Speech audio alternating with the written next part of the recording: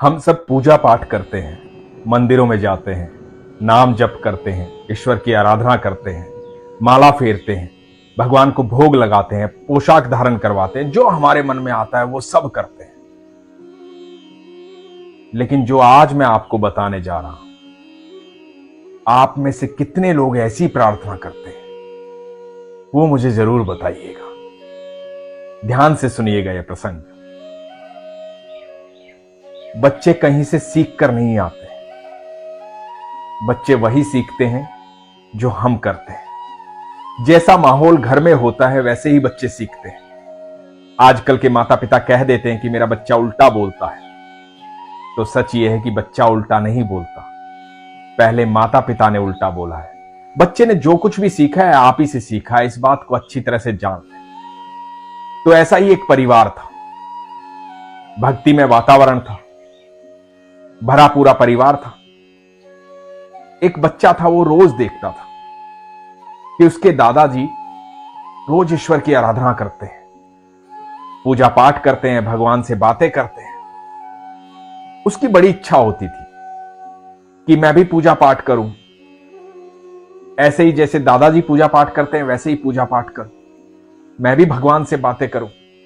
लेकिन यह मौका बच्चे को मिल नहीं पाता था, क्योंकि पूजा पाठ तो दादाजी करते थे। एक दिन दादाजी किसी कारण से घर से बाहर गए हुए थे, पूजा का समय हो गया था, तो बच्चे को लगा कि आज तो दादाजी है नहीं, तो आज पूजा मैं कर लेता हूं, क्योंकि भगवान इंतजार कर रहे होंगे। तो विधि विधान के साथ जैसे दादाजी करते थे, बच्चा वैसे ही पूजा करने लगा, आरती करने लगा। जब आरती हो गई, इतने में दादाजी आ गए और दादाजी ने देखा कि घर में घंटी की आवाज आ रही है, पूजा कौन कर रहा। तो दीवार के पीछे से छुपकर देखते हैं कि बच्चा भगवान के सामने खड़ा है और प्रार्थना कर रहा है। और कैसी प्रार्थना कर रहा है। दादाजी रोज भगवान से कुछ ना कुछ बात करते थे, तो बच्चा भी भगवान से बात करने लगा। बच्चे ने कहा कि हे ईश्वर, मेरे दादाजी को स्वस्थ रखना, मेरी दादी के घुटनों में दर्द रहता है, उन्हें बिल्कुल ठीक रखना। वो ऐसे चलती फिरती रहती हैं, मुझे कहानियां सुनाती हैं, दादाजी मुझे कहानियां सुनाते हैं, मुझे बड़ा अच्छा लगता है। यदि वो स्वस्थ नहीं रहेंगे, उनको दर्द रहेगा, तो मुझे कहानियां नहीं सुनाएंगे, मैं उदास हो जाऊंगा।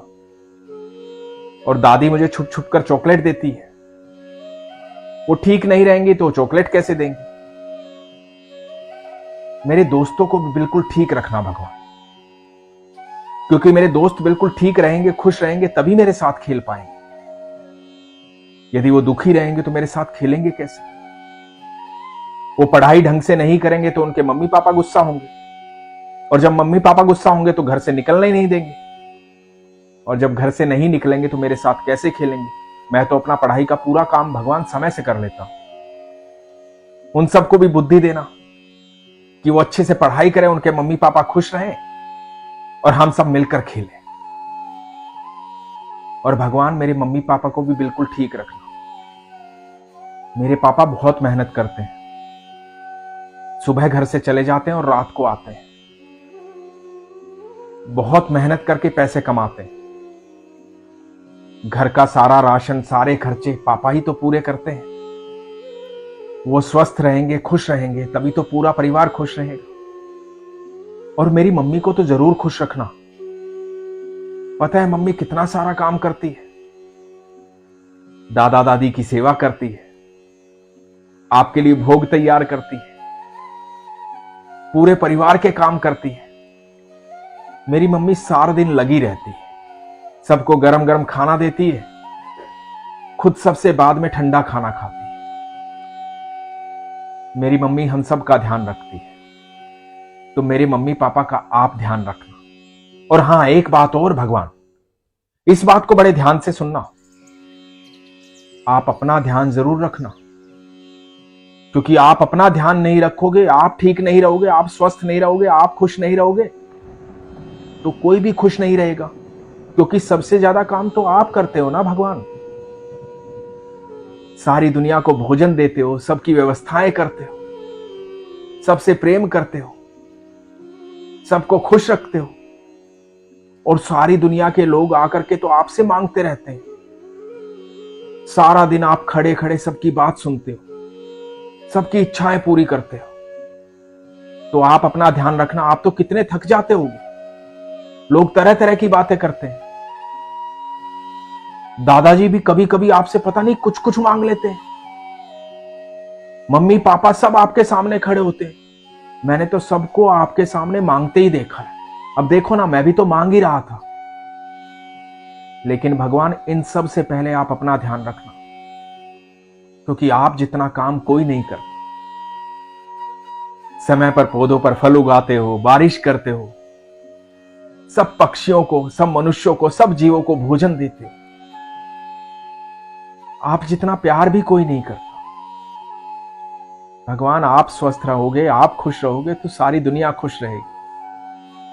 तो सबसे पहले आप अपना ध्यान रखना। दादाजी छुपकर देख रहे थे, आंखों में अश्रु आ गए।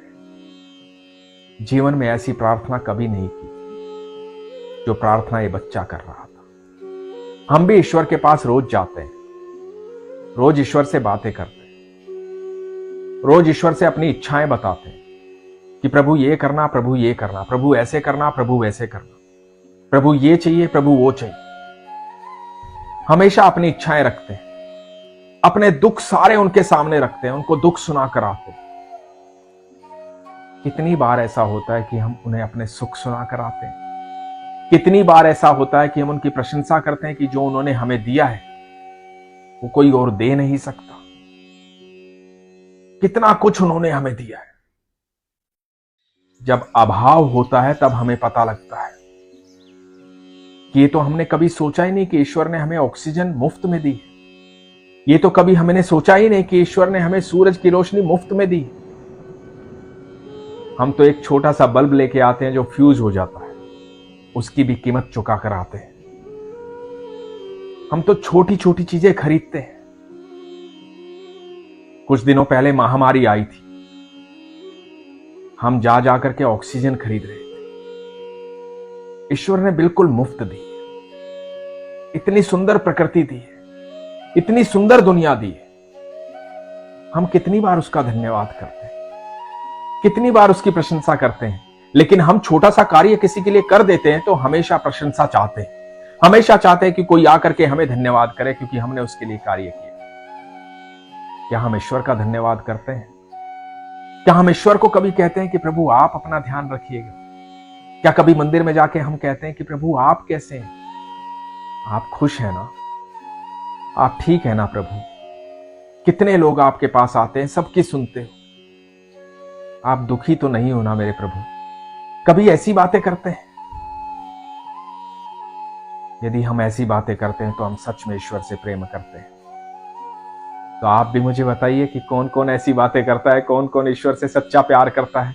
क्योंकि ईश्वर तो हम सब से प्रेम करते हैं। जब हम विश्वास करते हैं तो ईश्वर अपनी अनुभूति हमें करवा देते हैं। ईश्वर बता देते हैं कि मैं तुम्हारे साथ हूं, हर पल तुम्हारे साथ हूं। मैं हमेशा आपसे एक ही बात कहता हूं, अपने विश्वास को मजबूत रखिए, अपना ख्याल रखिए।